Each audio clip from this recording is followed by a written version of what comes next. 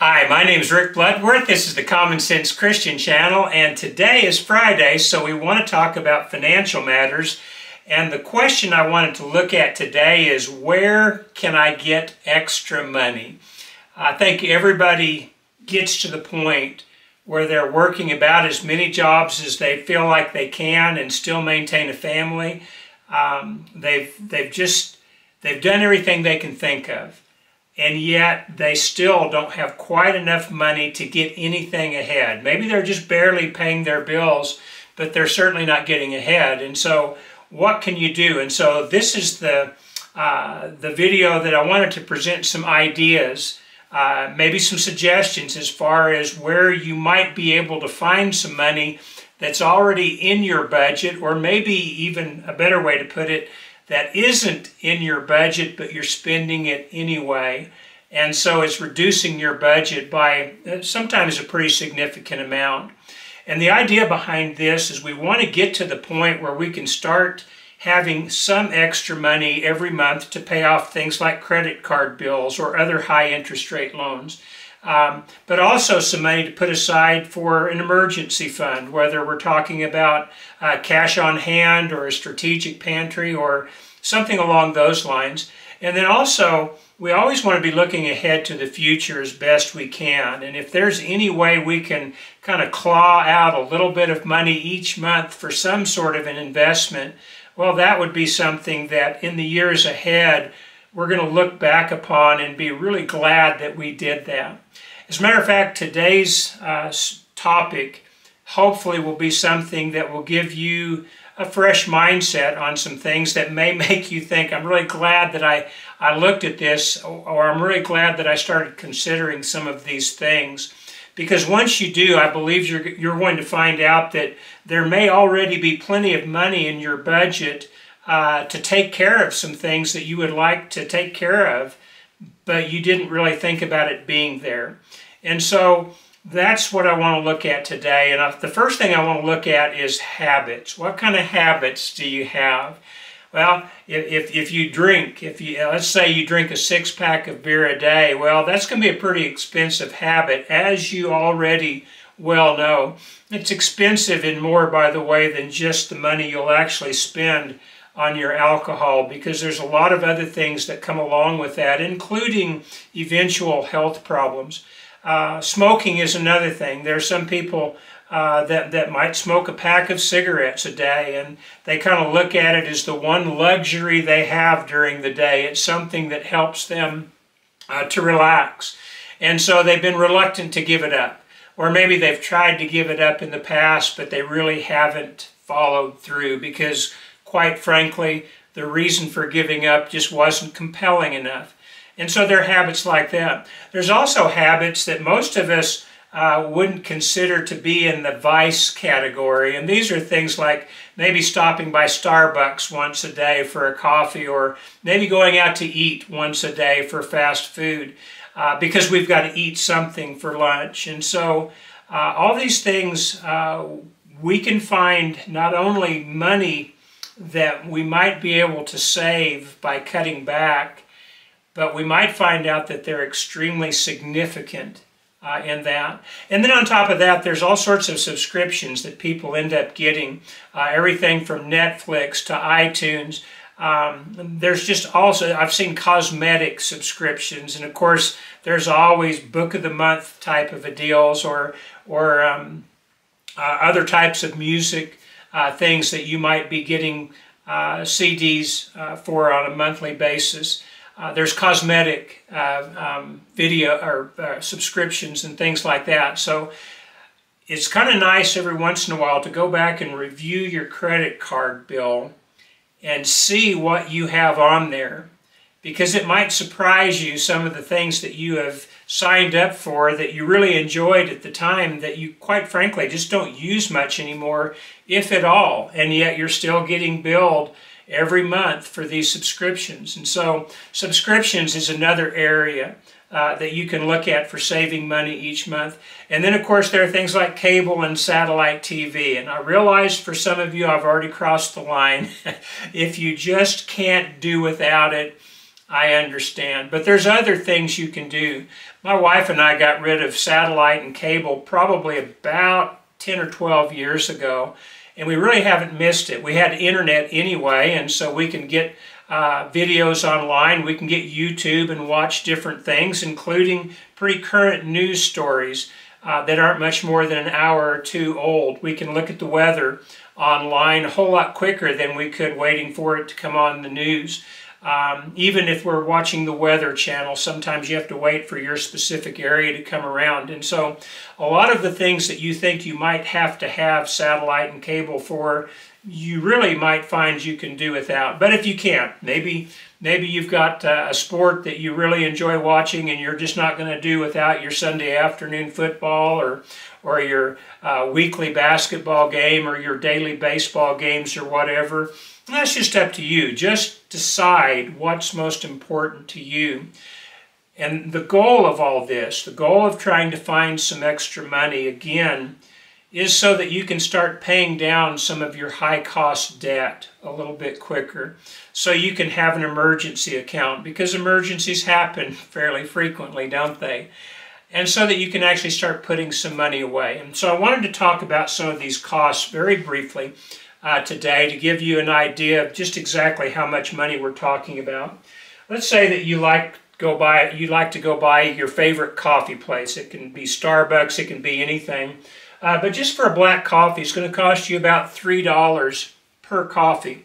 And then you got to pay for your gas on top of that. And it may be something that you just swing by on your way to work or on your way home from school or something like that. And so certainly your gas is going to be a little bit cheaper. But if you're in a takeout line, you're still going to be idling there for a while. And you have to admit that more often than not, you're actually making a specific trip for this item. So if the coffee is just $3 and you don't get anything extra, you don't get any dessert or anything extra, and the gas, you're looking at about $8 a day.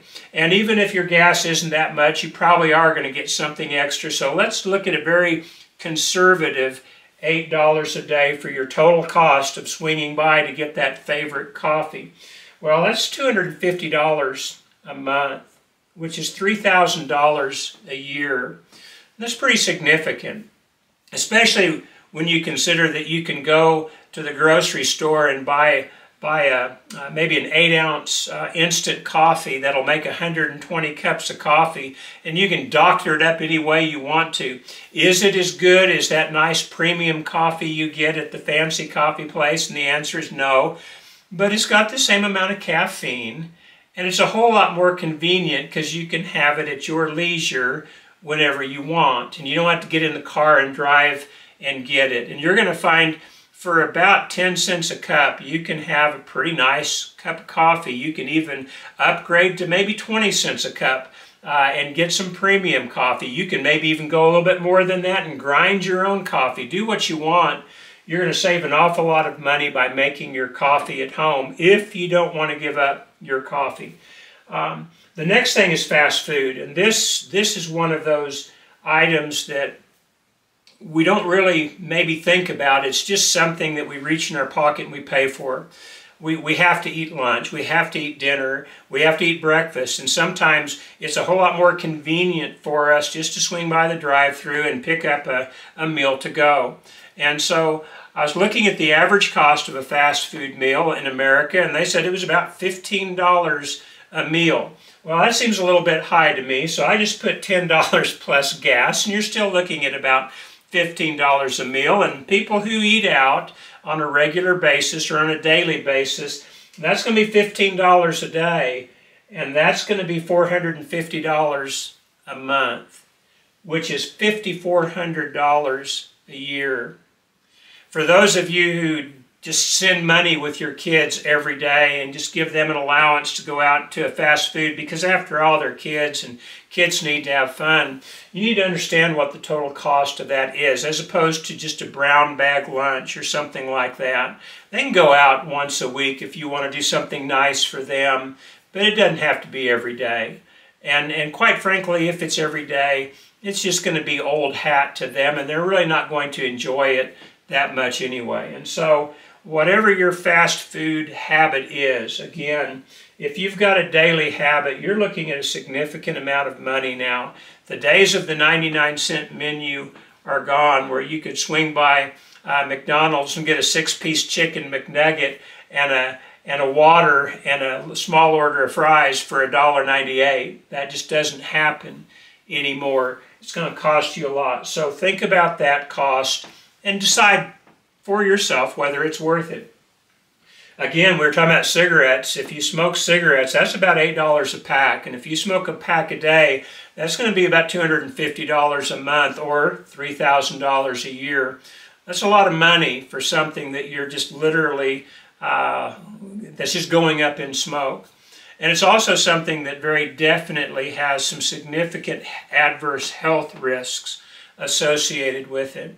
And so even if you've tried to give it up before, if this is something that you're doing, there's a lot of money right there. And if you can start attaching that money to something else, such as some kind of an investment that you'd like to make. Maybe you're saving up to buy a boat. Maybe you're saving up for a down payment for a house. You're renting now and you'd like to save up for a down payment. Maybe you just like to get out of debt and start paying off those high interest credit cards.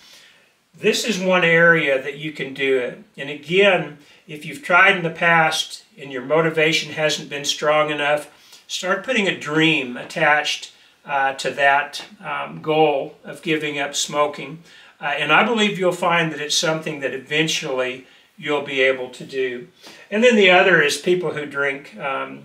Beer drinkers are just kind of a special breed.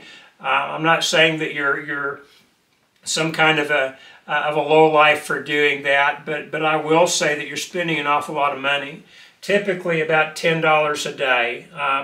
If you are a beer drinker, you're probably drinking more than a 6-pack, and so you may be having more than that, but you just drink the cheapest you can find because after all, you're just looking for the soothing and the calming effect on that. But again, you're looking at about $10 a day, every day, $300 a month, every month, $3,600 a year, every year. And let's just take these two categories. If you smoke a pack of cigarettes a day and you drink a 6-pack of beer a day, that's $6,600 a year. It doesn't take too many years to have been able to put aside your child's tuition money if they're wanting to go to college and you're wanting to help them. There's an awful lot of other things you can do with that money, that $6,600 per year. But again, most people who do things like this, and I don't want to say they're bad people, I just want to say they don't think about it. And it's not any different than the fast food or the coffee every day, where as far as the financial cost of it, because you're just spending it because you're in the habit of doing so. But here's the thing.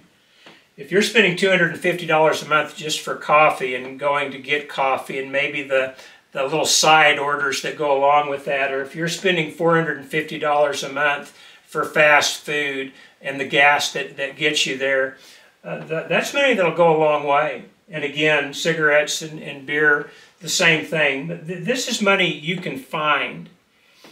My point is, if you've been thinking that you're going to have to get a second job or a third job just to start getting a little bit ahead, look at your budget first.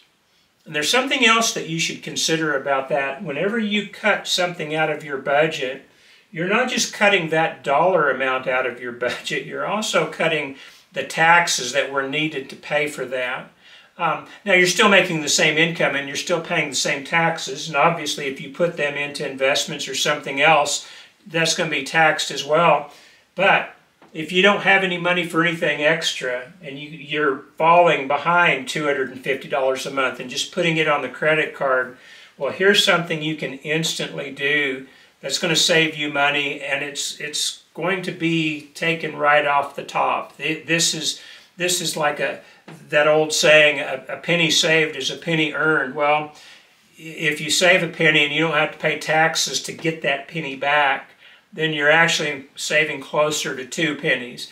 And because after Uncle Sam takes his part and your state takes their part, you're probably just looking at 50 cents on the dollar anyway for every added dollar you add to the top of your income. So, again, there are other items that are not as big. Your subscriptions, maybe you've got a bunch of subscriptions and they do add up to $100 a month, or maybe your satellite or cable is pretty nice and that's $100 a month. Well, there's another place where you can save $100 or $200 a month just to be able to start getting ahead a little bit. And then once you've done that, once you've carved out, let's say you've been able to, with a lot of hard work and a really sharp pencil and some close figuring, you've been able to cut $300 of expenses out of your monthly budget. Now what do you do with it? And again, we've talked about that before. If you want to go back and look at the videos on what to do as far as putting aside a savings account, there's a complete video for that. So I'm not going to spend a lot of time on it, but I do want to have just a few points. $300 a month is something that you can split up very nicely into 3 $100 categories. If you've got credit card, revolving credit card debt, every $100 you pay off is going to save you about $2 a month in interest. So for 10 months, that's going to be $20. For 100 months, that's going to be $200 that you've paid down on your credit card.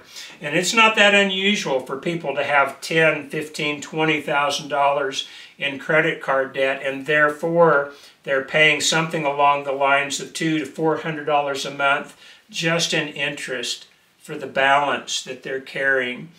If you've got that, you need to get that paid down. And so with that extra money, with $100, you can start paying it down a little bit at a time each month.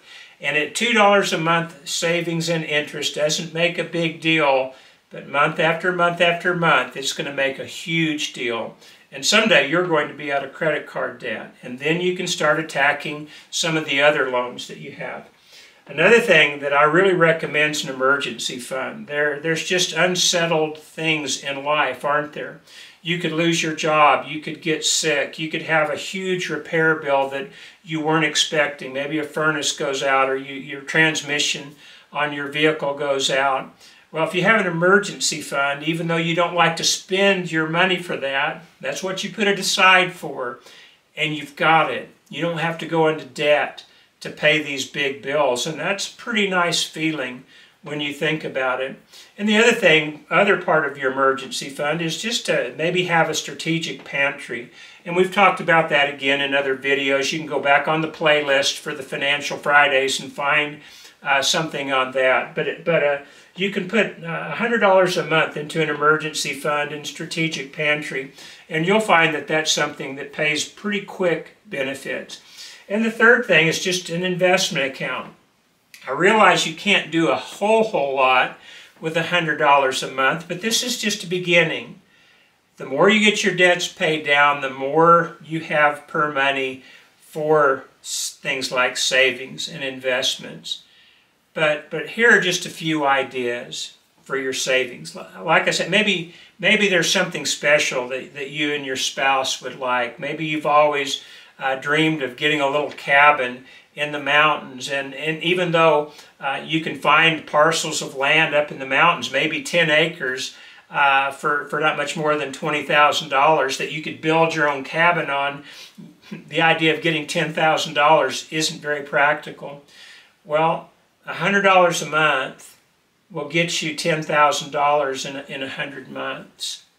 And 100 months is just a little over 6 years. Now that may seem like a long time, but once you get a dream in mind, well, you start finding money from other sources to meet that dream. Maybe it's a boat. Maybe it's a nice once-in-a-lifetime vacation that you don't want to put on a credit card, but you want to have something that's paid for before you go.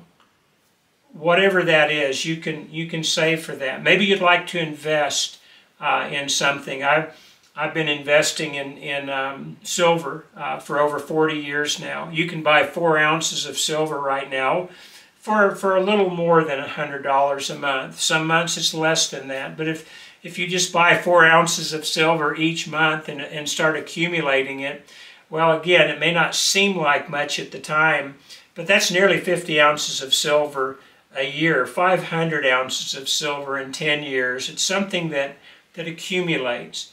Maybe you want to put it into a mutual fund where you just have it taken out of your check and $100 goes to whatever type of investment that you think is the most prudent. Maybe you're saving up for a down payment, and that $100 a month is going to go to that down payment. The average cost of new construction right now runs between $100 and $150 per square foot. And so for a 2,000 square foot home, you're looking at between $200,000 and $300,000. Well, you're going to have to have a down payment for that, aren't you?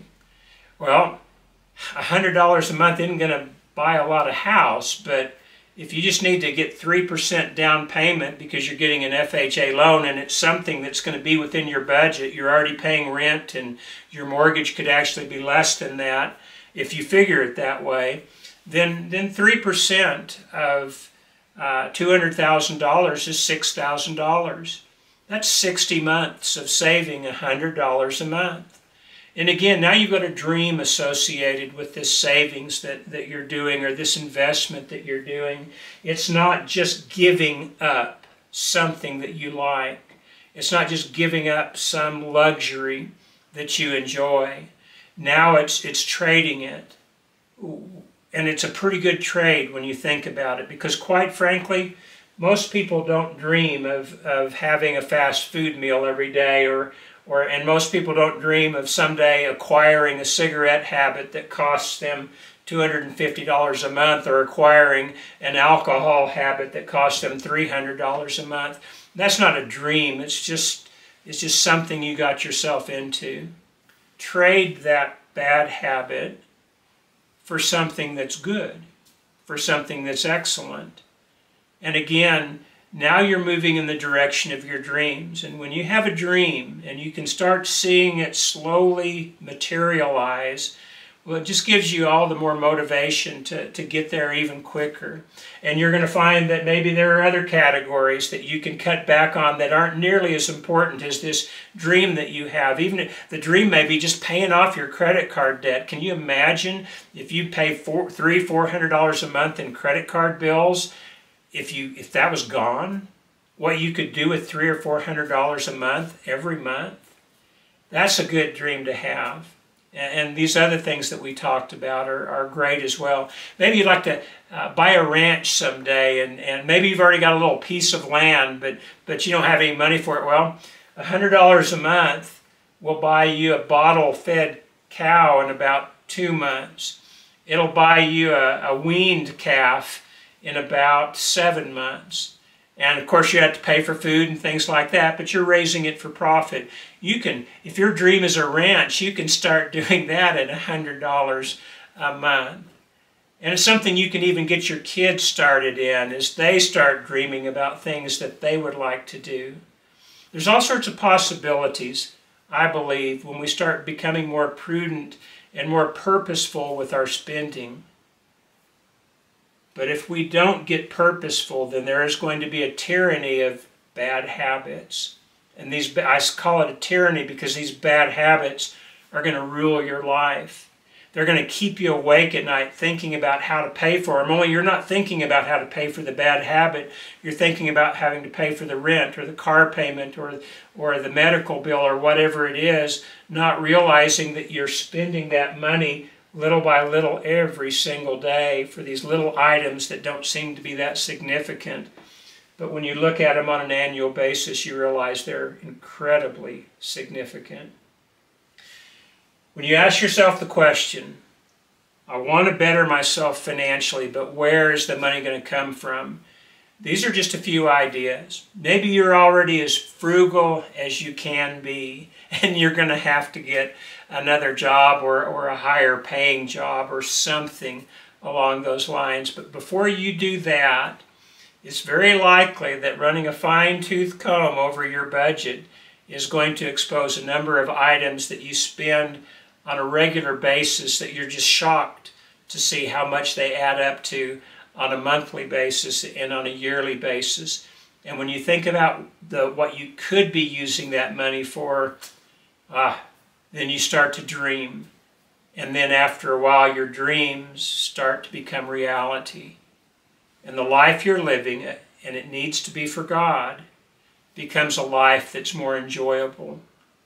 Or you can just slog along like you always have with your little habits and your little things that you do. We've all done things like this. But there does come a point where we just have to look at our budget honestly and say, that's enough. I'm going to start living for something differently. Again, as Christians, we need to be living for God first and foremost. And part of that living for Him is being a prudent steward of your finances. But there's something else. Being a prudent steward can also be a lot of fun when you start attaching dreams to that stewardship. Because there's an awful lot of good things, wholesome things, things that are filled with integrity that you can do with your funds when you dream. Or again, you can just go on like you've always gone. What's that old saying? If you will always do what you've always done, you'll always get what you've always got. If you're tired of what you've got right now, and if you're tired of what you've been doing, then change. And see how nice it is to live when you go in a different direction. That's it for today. I hope this gives you something to think about. But until next time, as always, I pray that God will bless you richly as you seek to do your best to serve Him.